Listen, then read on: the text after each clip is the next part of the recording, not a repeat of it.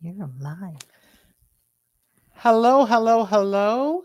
And we are back again. I know it's been some time. Sorry about that. I was on a 2 week vacation and I'm back. Just catching up with everybody. So I hope everybody's doing well. Tonight, I have a special guest with me. Jackie Correia will be talking about putting your house in order. I, for one, can't wait to see what she has to say because I think all of us needs our house to be put in order. But before we get to that, let me do a little bit of self promotion. As you know, I am a certified motivational life coach, a motivational speaker, a keynote speaker, and a small business and startup consultant. You can find me on all platforms using my name, 𝒚𝒠𝒠. You can find me on www.olumiuli.com. Email is info@olumiuli.com. Instagram, Facebook, TikTok, YouTube. They're all my name. Search me on all my platforms, subscribe, follow me so you can stay up to date on all upcoming events. Speaking of upcoming events, I have been working on quite a few things that I'll be doing early next year. My next conference will be in April of next year. I will also be the opening guest speaker at a women's retreat in May. And there's a couple other things I'm working on. I just wanted to put those couple of things out there. Anyways, enough about me. We're going to start our discussion tonight with Jackie Correia. And I'm going to let her introduce herself and allow her to take it away. Jackie? Good evening. Well, thank you for having me. Um, I'm Jacqueline Correia. I'm call myself a well builder. I'm a licensed financial advisor, and I have over 3 decades in the financial industry. So Olu decided to invite me because she's so fascinated about my book that I created. My farewell and final wishes that you could actually find on Amazon.ca, and it's pretty much putting your house in order. And um, I decided to create this book after the passing of my mom and realizing all the details that I had to do. And as I stood in the middle of the cemetery, I realized to myself, my family, I just knew my family couldn't do this. So I thought I need to put things in order. And I thought, if I'm going through this and I'm in the industry, how many others, how many others that are going through this or don't know where to start? And that was how the book came in to the effect after the passing of my mom.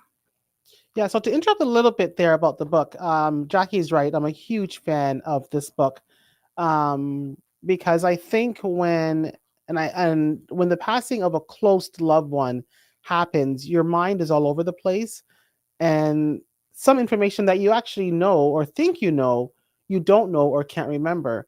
When Jackie came out with this book, I actually bought one for quite a few of my friends, my traveling sisters. You've heard me refer to them quite often, my rejuvenation sisters. And just recently, one of those same sisters had a situation where her sister um, was in the hospital and she needed to take care of her sister's affairs for some time and couldn't remember anything. There were certain things that she knew but couldn't remember, and certain things that she just didn't know, and called me up and she said, "I need one of those books. I need one of those books." So my mission, my goal for Jackie is to get this book into 1 million homes. I think every household needs this book. And some will say things like, "Well, isn't that what a will is for?" Yeah, a will is detailed and it tells you who the beneficiaries are and who you're leaving your assets to and your properties to, and that's great.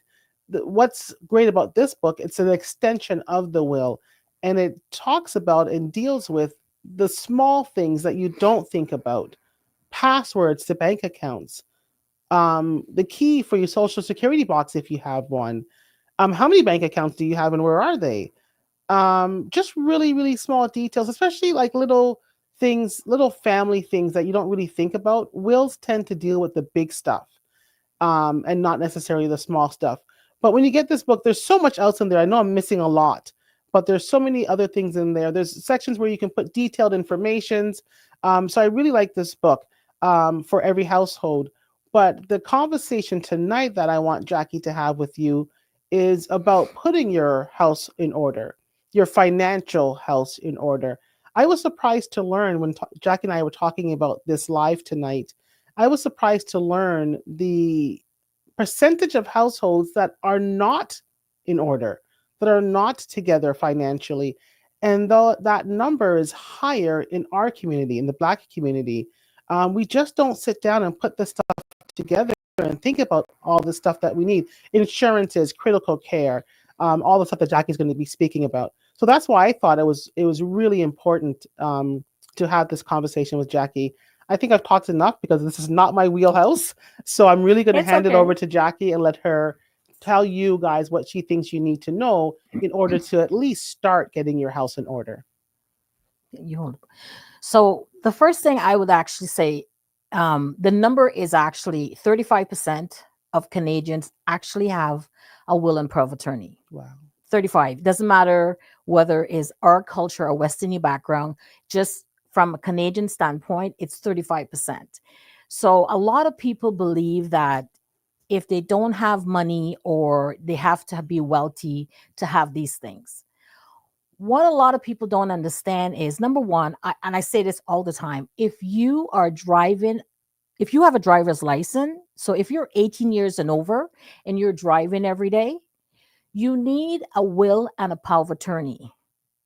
Even if you say, the biggest problem I hear people say is, I don't have the money. So you must have a power of attorney. And I say why you need to have a power of attorney is that if anything happens to you today, this moment, and you do not have a power of attorney, it means that nobody can apply for anything for you. So let's say you're working for a company and there are benefits, or they want to apply for EI. They cannot do that for you. If they need money out of your bank account, they can't do that because there is nothing in place. So I actually download this for you guys tonight. Ontario is kind enough to offer this. It gives you the instructions how to do it, and it pretty much you can do it for yourself, right? I still believe that it should be notarized. To start with, you can actually use this. It's on the Ontario site. The code on Google is Ontario ON 00142E, and you can download that for free. Now, the other thing that I find to be extremely crazy is that you will buy a $2 million home, but have a problem to pay $800 to put your house in order. I don't understand that. Do you understand what you're leaving your family to do? Or like you're basically going to allow the government to make these decisions for you? Because if you don't have a will, it means somebody has to go to court and contest that.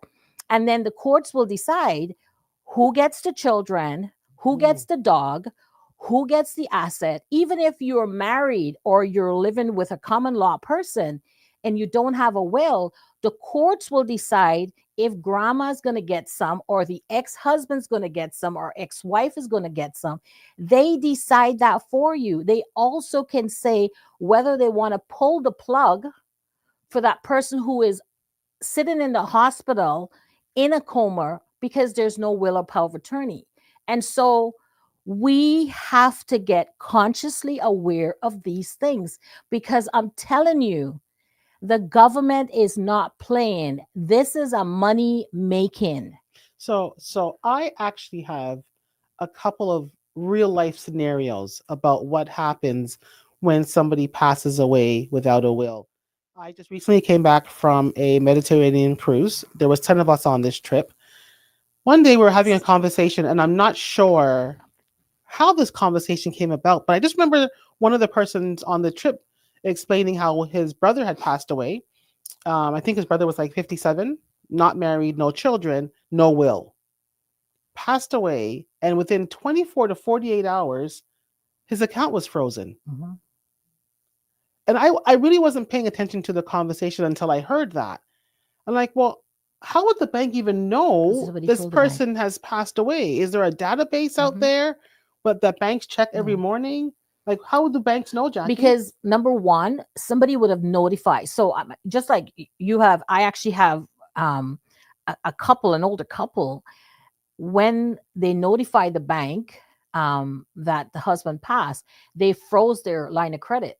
Well, who would have notified the bank Well, in his case? you would somebody had to, or somebody tried to go to the bank and probably even try to get some money, or probably says, listen, so and so's passed, so we need to get access. And they probably said, well, do you have a power of attorney? Oh. So they probably said no, and they right away, it's the law, they have to freeze everything, right?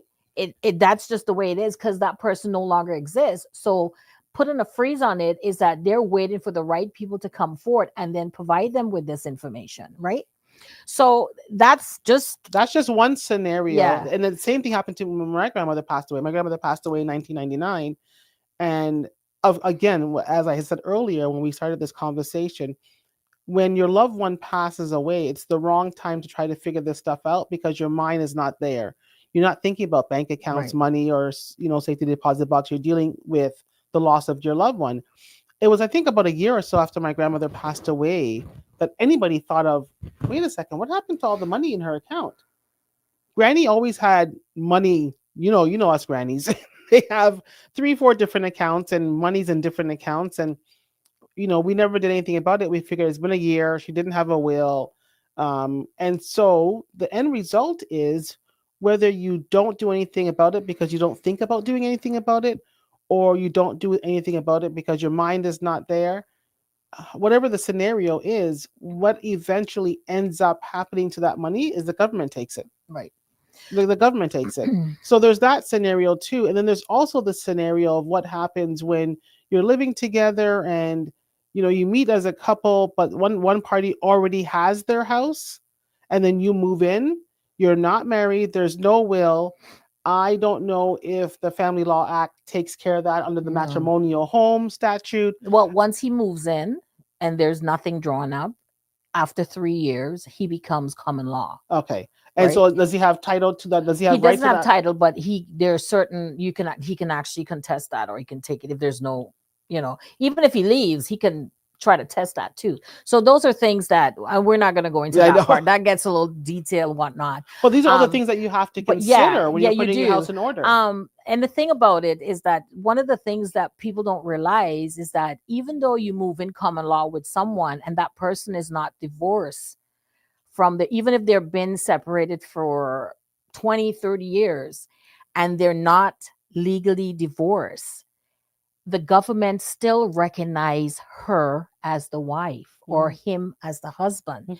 So you could move in with this person thinking everything is great, other than if you do not put certain things in place as the new partner, meaning that you don't have a will, or you haven't create some kind of documents that giving you full rights to stuff. She can come and take the body. She can go and apply for, or I'm using she, but he or she could go and apply for, the pension, because the pension goes to the wife, right? As a portion of it goes to the wife until she goes on her full pension, and then they adjust. So all these things are things that we don't talk about, nor it's not discussed. I mean, I had a client said to me the other day, we just don't know. And in fairness, these are not things that people talk about. And I'll be honest with you, a lot of people who have the knowledge want you to pay for that information. So again, it's always on the hush hush, and people are not open to speak about it. I think people are becoming more open because there are more podcasts, there's more YouTubes happening. But when I first came into this industry, they're not talking to you if they're not making a sale. And that's just, I guess the way it was in the older days. But one of the things I would recommend, and as I said, I don't care if you are 18 years of age and you just started working, or you're 20 and you drive a car. Sit down, make a list of all your assets. You check all your bank accounts, estate, investment, the one you have with work, the pension you have with work. This is where this book comes in. It gives you, and it is basically it's a love gift. You're putting the information in here so that if I pass tomorrow, my beneficiary or the executor can pick this book up, go through it, and say where things are, where my passwords are, where things are located, whether it's in the house, at the bank, if I have investment with the banks, with whoever, where is my plot, all that information is in the book. It's basically going through it, right? Like, and I mean, on passing, there's something I created also, is like a binder, like just a normal. I went to the dollar store and I grabbed one of those $1.50 binders with those where you can slip in your will and your life insurance and stuff. And I just keep it with this book. So the rest of stuff can be done up after passing, but the stuff that needs right away to pay the funeral home and to do whatever needs it, put it in one binder so that, and tell somebody where it's at. I mean, I had met these couple kids a few years ago. One of my client had asked me to talk to them because these kids were 18 and 19. And the mother kept saying, "Oh, I'll get a will. I'll get a will. I'll get a will." And the Tuesday of the new year, she went on the bus and she had an aneurysm. Wow. And the funny thing is, when they start to go through the stuff, her pension at work still had the husbands as the beneficiary, and they were divorced for 13 years. 13 years, guys. Right? And so, I mean, I think in the end, he had given the kids some of the money and stuff like that. But this is what I'm talking about, because in his mind, oh, she left it for me, and she was married to him, but he had married someone else. He had moved on and married someone else, and she never took the time to change anything. Now, if she had a will, that might have overwritten that, because in there's a section that you could demand in your will, which is an addendum saying this is how I want my asset to be allocated. But she had 2 kids under 21 that now had to go talk to the dad and to try to work things through. I mean, I don't even know what happened in the end, because I kind of lost touch with them. If he was not a nice person, and I don't know at all this person or the story, I'm just giving 2 different scenarios. If he was not a nice person, he could say no. He could look at those kids and say no. And this is what we talk about when we talk about putting your house in order. I know it took me a very long time to put my will together. It's a really emotional process, because you're talking about things that are happening when you're not here.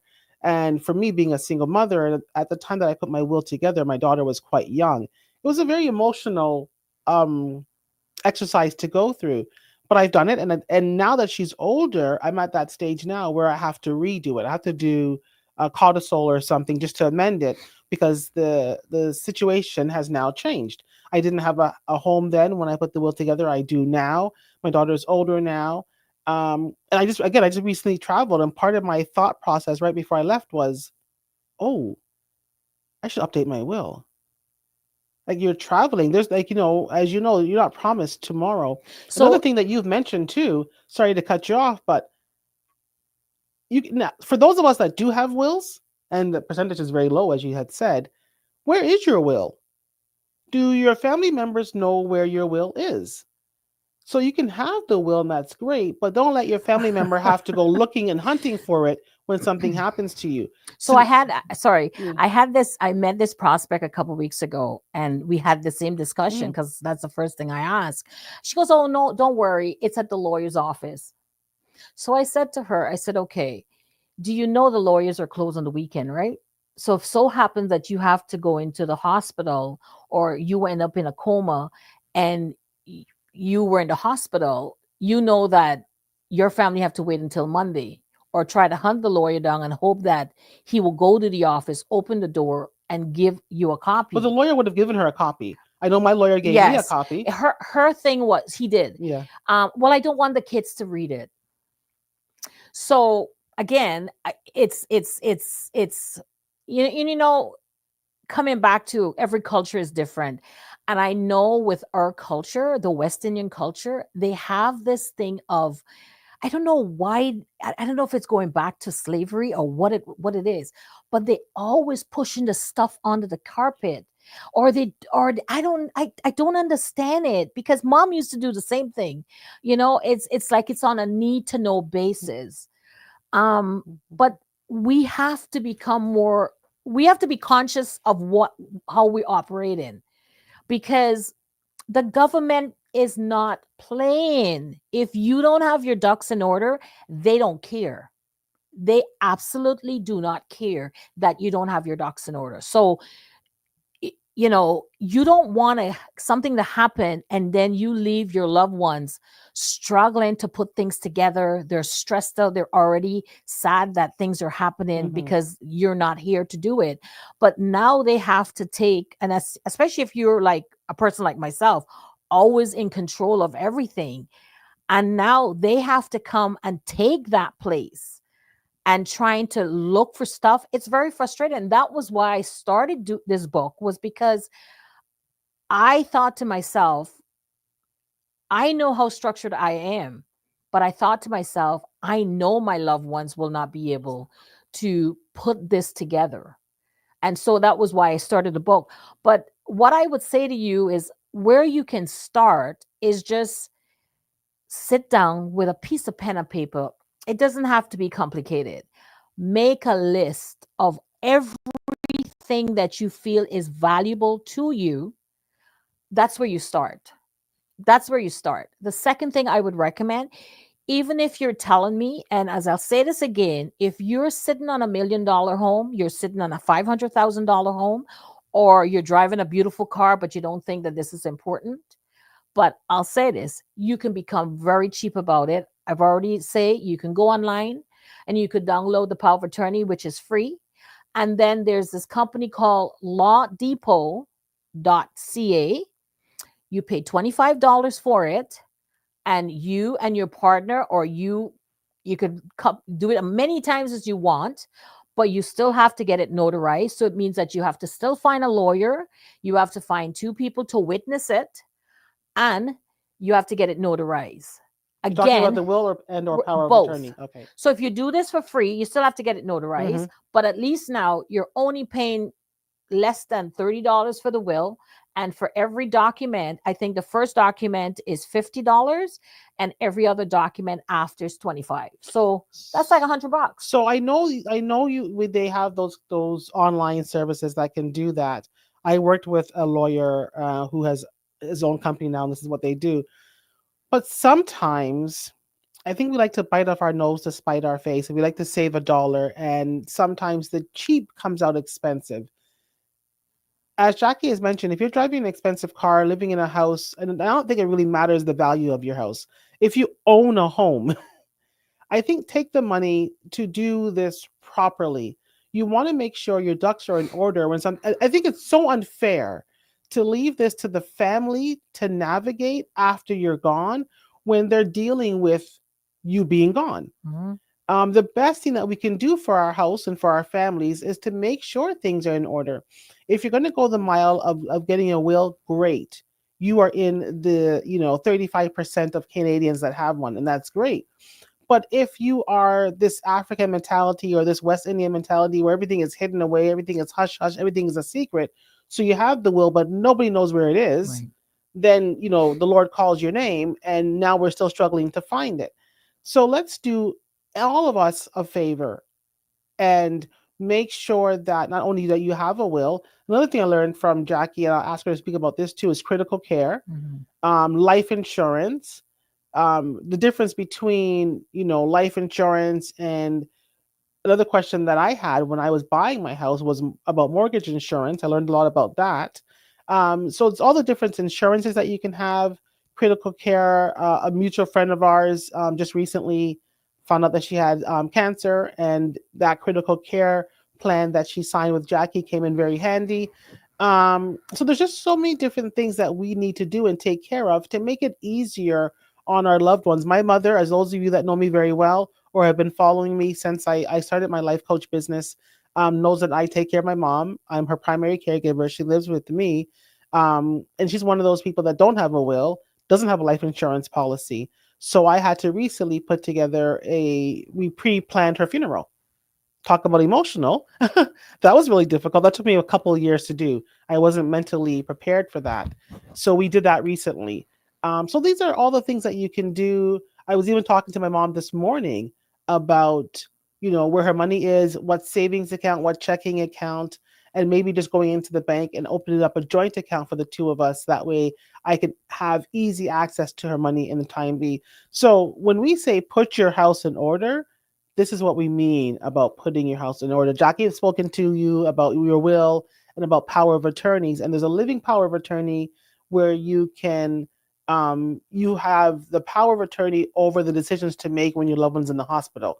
A lot of the times people focus on the wills, what happens after the person passes away, but sometimes the most important factor is if they are incapacitated and cannot make decisions for themselves, who gets to make those decisions for them.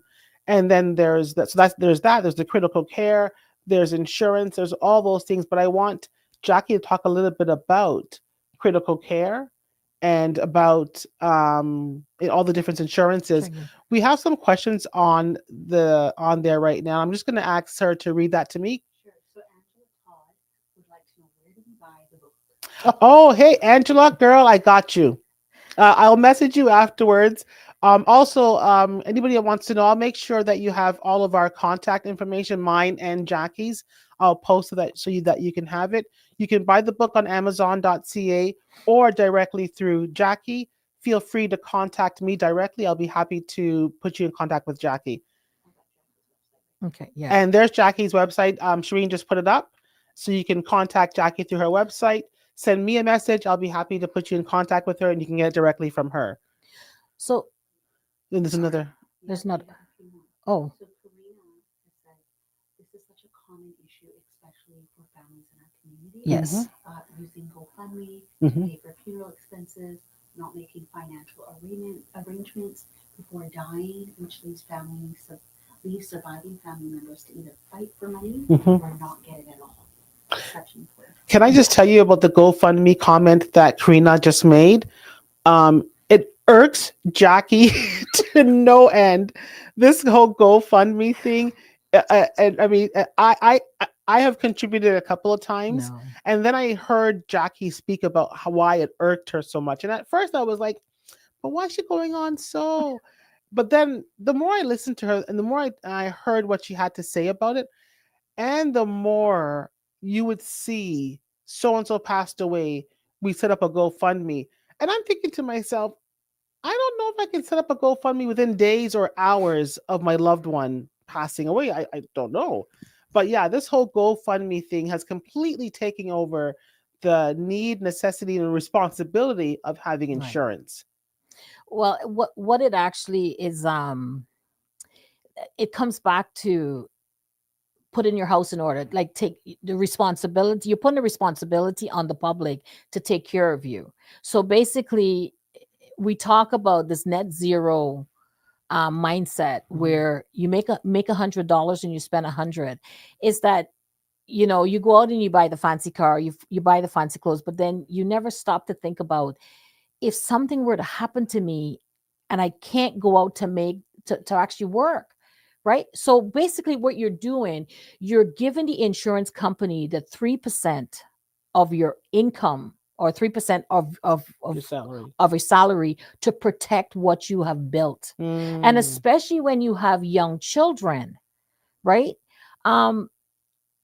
When you have young children, these are not even an option. They Like, shouldn't my be. question to you is, if something were to happen to you tomorrow, what are your plans for these children? Right? And this comes back to, again, when we talk about, GoFundMe account is only going to bury the dead. What happens after? The government's going to give you maybe 25, well, give the body that's going to go in the grave, 2,500 maybe, to cremate that. And in that $2,500, there's tax deduct from there. So you don't actually get 2,500. So that's part.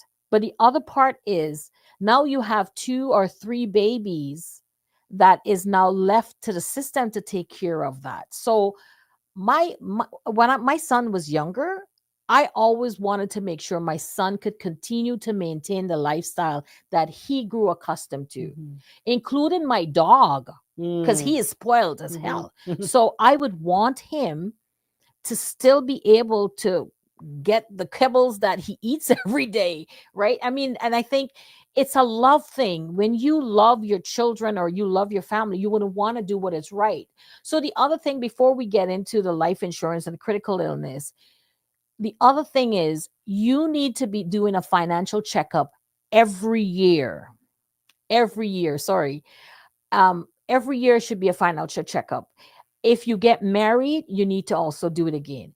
A will is not done, do it one time and forget it. Mhm. Every year, you need to go through your will, go through your beneficiaries, go through everything. Like last year, I am, as a grandmother, my son had another baby.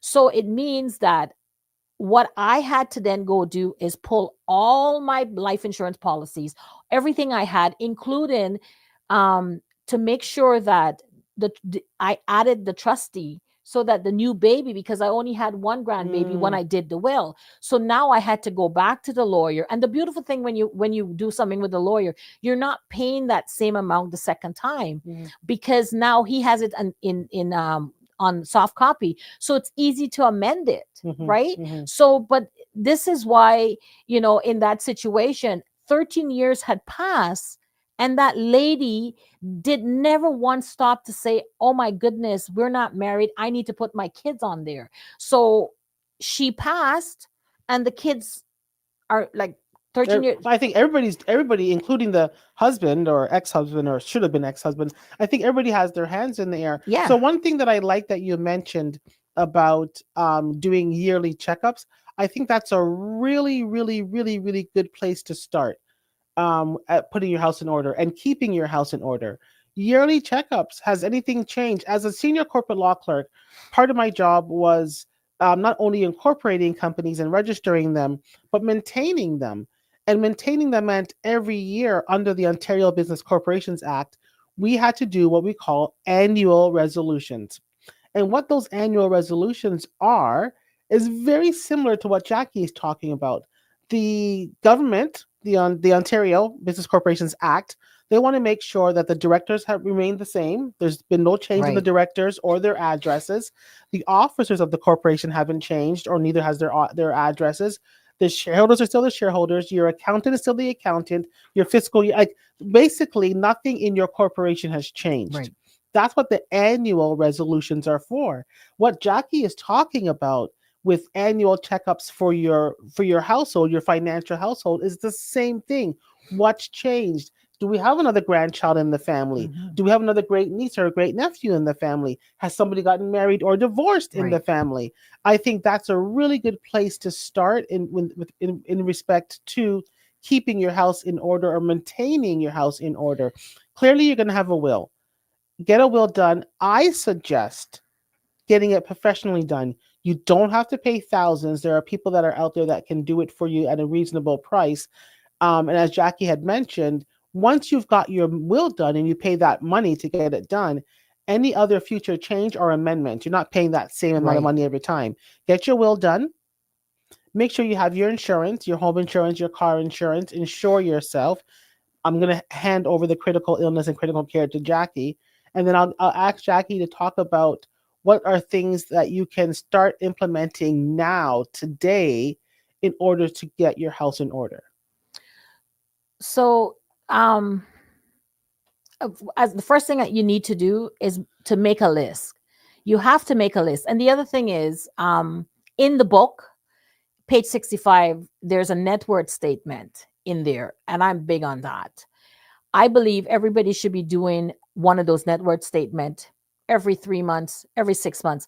And I'll tell you, I'm self-employed, and there's sometimes when the numbers are not coming in, even I need to do it to remind myself I am growing my business and I'm growing, because sometimes we get caught up in the darkness that we can't feel it right now, we feel it's not there. So that's also something that I made a conscious decision to put it in there, because when you're putting your house in order, that's the first thing. It'll let you know where you are financially, and then you'll add from there. So the way I did it is that when you, so as that's what I said, make a list first, and then once you make a list, it's easy to do the net worth statement. It's easy to put the information in there. But then what I actually did, I did one step after. So it shows you what you worth before debt, and it shows you what you worth after debt. So all your life insurance, all your stuff that you have, you could actually subtract it below there or add it if needed, whatever goes which way. And then you'll see your total net, meaning after debt. So that's what you're transferring to your beneficiary upon passing. That's mean after all taxes are paid and all that, because there are going to be taxes to be paid. Sorry, but CRA is going to get us living and dead. So that's an important thing. There's a couple other stuff that before we get into it, it's important that we are protecting the health, our health, and protecting the assets that we build. Okay, it's no use building and no use, working this hard to build something and then you're not protecting it, right? Because I remember what clients saying to me, oh, well, we're not going to worry about that. We have a couple homes, and if it comes down to it, we'll just have to sell a couple of that. And people don't realize how quickly that cash goes down. And if those things are part of your retirement planning and you having to use it because you end up being sick or something happened that made you not able to work, it now means it's tapping into your long-term dreams and goals, right? And so this is why I come back to saying that you're literally giving that 3% to the insurance company to protect what you have built. And I call it's the love of what we're putting, everything we're building, we're paying so that our loved ones, or we don't leave the burden behind to the loved ones, right? So that's one of the things. Now, a lot of people that are employed, not self-employed, but employed by an employee that have group benefits. It means that they have a benefit that sometimes comes with disability. So what you have to do, first of all, I see this is what I'm talking. A lot of people have these things and they don't ever pay attention to their benefit package, right? They don't even know how much pension they have in that package. They don't know what the company is offering. And I tell you, they do a great job. They give it to you and they expect you to do it. But again, if you have that and you want somebody to look over it, you could actually send me a message or inbox me, and I can help you with that. But go through that. Again, check the beneficiaries, and you need to check that every year, because you could have done it 10 years ago and now you and your hubby or your man is split, or you've had a couple kids and now you want to add the kids. Always remember, if your kids are under 18, they cannot go on there without a trustee. If something happens to you and you're no longer there, the kids' money cannot come to them until they turn 18. So it sits in trust with the government until the child turns 18. And the sad part about that, they will dump all that money to that child. And if that child is not good with money, they'll blow it, right? This is why we talk about, when you have a will, you state in there how you want the stuff to happen. Again, here's another guy. He and his wife separated. He decided to get a life insurance on him in case something happened to him. And I said this to him. I said, so who's the beneficiary? Oh, my ex-wife. I said, are you giving her the full amount? I said, so if she happens to get married again or whatnot, she could utilize this money. Do you really want it? I said, this is where the will comes into place, because if she's supposed to get maybe $2,000 a month, or how much it is, you could set that up exactly the same way. And if something happens, and this child is now 18, then that remainder could be now branched off and go towards the child's university. So these are all things. It's not just cut and dry. Oh, the beneficiary and the ex-wife gets it, or this, I'm giving it to my mother to take care of my children. Mothers, she might be good with the kids, but she might be bad with money. Right? Do you trust the mom or whoever you're leaving in trust as the trustee for these children? they're going to do the right thing. You need to put these in writing. Like, this is where you sit with the lawyer and put that extra page in there saying, this is how I want the money to be allocated.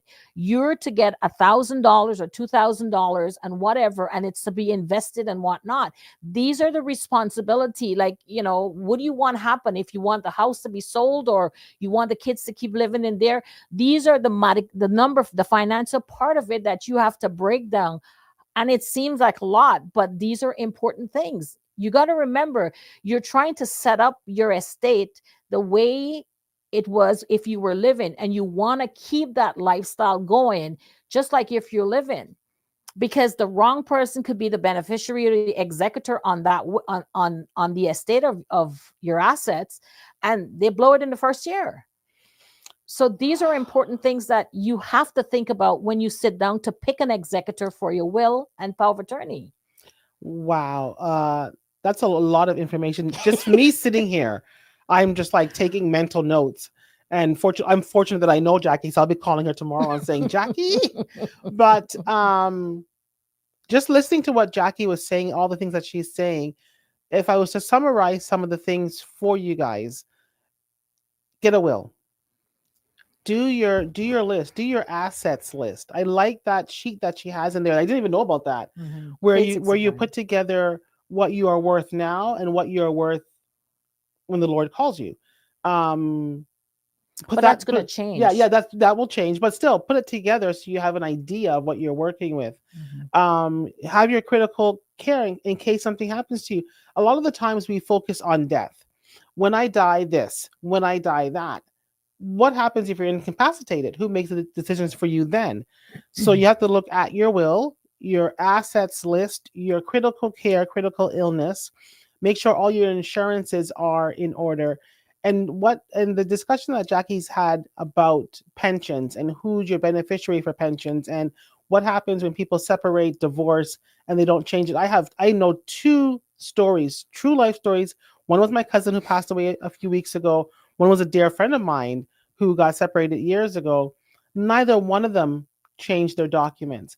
I don't know what people think. I don't know if they forget about them. And this is where the advice that Jackie gave is critical about doing an update, a review of your circumstances every year. Go over your beneficiaries. I also like Jackie's suggestion about get your beneficiary package from work and send it to her. Let her take a look at it and see what you're entitled to. A lot of us do have critical care, disability, even life insurance with our jobs. But you know what we forget? When we leave those jobs, all those stuff goes away. We forget about that. Yeah. And that even happened to me as somebody who transitioned from working 9 to 5 to my own business. And I'm like, oh, that life insurance that I had with them is gone. Yeah. So these are all the things that you have to think about. This is about putting your house in order, getting your house in order, putting it in order, and maintaining your house. Don't leave it to loved ones behind, especially your children, to figure out all these things. Jackie mentioned her dog and her dog being spoiled as hell and what kind of food the dog likes. That's the kind of stuff that you can put in Jackie's book. And it's not going to go in your will, but you will put it in that book. He likes this food, he eats. And if he has allergies, when he likes to go for a walk, how many walks. I mean, it's just very, very, very, very detailed. How to soothe, if you have young babies, how to soothe your baby. There's just a lot of things that we have to take care of that we don't think about, and it's unfair to leave to the loved ones to figure out when you're no longer here for us to ask. Right. There's so much more to go into. There's so much more. We can do a part 2 on this if you guys want us to. So I'm going to jump because there's still more when it comes to just the group benefits. There's so much that I think people take for granted. And then I'll go into quickly with the critical illness and stuff. Yeah. I had one of my clients, I had put some insurance on him, and then he started working for the company, and he called me, he says, oh, this company is offering it. And the time when, he's looking at it, because all they do is they say 1,000 and then they give you a figure and you don't go through. So I actually broke it down for him. And I said, even if you took this today, at the age of 40, by the time you hit 44, you would be paying more than what you're locked in for 20 years. So again, I'm not a big believer. Like, I mean, it's great when a company offers you stuff, but always remember, a company have the right to change their plans At any time. without asking you. At any time. And at any time they can take it away. And this is why I believe, other than if you are not 100% healthy and you know that you have a pre-existing condition and it means that you may not be able to be insured, I always tell everyone, get your own insurance based on your health, because that way it changes. If you buy 10 homes or you change homes, you never have to go and get new life insurance. And the thing about it, mortality, as we get older, insurance cost goes up. So it's better to get the stuff in place that you have control. And so if you move from one house to the other, let's say, you don't have to get insurance again if it's not needed, right? So the first thing I would say to you is to make sure that you have enough income replacement if you became ill. Now, a lot of companies, what they don't tell you, they say a maximum of 2,500. And so not all, but a lot of carriers would say that, do that. And you're thinking, well, they cover my income replacement. No, they're covering you up to a maximum of 2,500. And if you're making 80,000 or over 60,000, 2,500 may not cut it. So this is where you may have to top up. But if you don't know that, you wouldn't know until something happens to you. So what we can do is top you up to bring you up to match the 80,000 if something were to happen to you. And it might be like an extra 400 more a month or something. So that's the first thing that I would say. The second one is the critical illness. So when you are in disability, you're only getting 66% of your salary, first of all. So if you were diagnosed with a critical illness which consists of 25, but the four major is heart attack, cancer, stroke, and cardio bypass. That's the four major ones. But then there's blindness, there's loss, there's different ones, right? That will pay out. It's a one-time payout. So if you bought 50,000, you're going to get 50,000 and that's it. But what it will do, it will help you on top of the 66%. So the shortfall that you may have had, now you used to get 100% income, you're to 66, the critical illness will help you, and it's a lump sum. And I'm telling you, one of the things for me, it's a great reward when I see my clients get sick and I call them up and I said, did you get that check? And they go, yes, I get that check. So that is one less thing that they have to worry about other than getting better. That is the joy of it. And it makes my job, and I love what I do when I hear my client says the check came in today. So I've been where my clients receive the check, so I know they get payout. And most importantly, the life insurance. There's different type of life insurance, and we're not going to talk about it. We'll talk about the mortgage insurance. Where a lot of times the lender would say, take this product for 6 months and then you could cancel it. Don't do anything just to accommodate your lender. Do what is right, because at the end of the day, you're just helping somebody to get a commission. It's crazy. I hear this all the time. If you don't need a product, don't get it. And a majority of the time when you do a mortgage insurance, it's not underwritten. So therefore, if something then happened to you and you had a pre-existing condition, they're not going to pay out. So you've just paid 6 months to a year, or sometimes I've seen where people have paid for 5 years and then they don't get anything and they lose their home. Get it done under a licensed insurance broker like myself, or any broker that is licensed, so that there are medical questions that they have to ask. We are licensed to do that. We went to school and we are licensed to do those things. So the questions are asked. If you have to do blood and urine, you have to do the blood and urine. But at least if something happened to you, you'll be paid out. And so that is the major thing. But if you need to learn more about it, you can reach out to me or Olu and we can take it else. But I mean, there's like, you definitely mean part 2, but that's lots of information. Jackie, what's the best way that somebody can reach you to ask you questions if they had more questions for you? So maybe there is a link. Shireen can put the link, just actually, because if you go onto my link, the link will actually guide you. It'll my web page will actually allow you to send me an email. Okay, so we'll put Jackie's website up there again. I'll get Shireen to do that for us, so that if you have any questions for her, you can, it's on the screen now. If you have any questions for her, go to her website, and then you can But there's also an inbox there that you could connect. send me a message. Yeah, Okay, yeah, you can connect Thank with her you. directly through her website. Wow, lots of information here, lots of really important information about putting your house in order and maintaining your house. Quickly about mortgage insurance.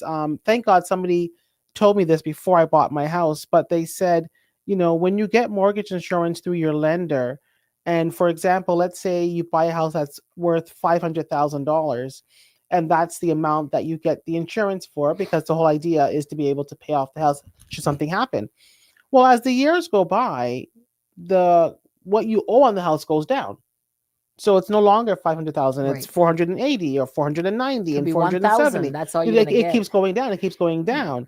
But you're still paying the It's principal. actually called creditors. It's not mortgage insurance. It's creditors insurance, because you're actually paying out the bank's debt. And you're still paying that principal for a $500,000 loan, debt, or whatever you want to call it. Right. And but the value has gone down. So what that person said to me is, when you're ready to buy a house, just make sure that you have life insurance that can cover the value of your home, or Right. as much as you can for the value of your home.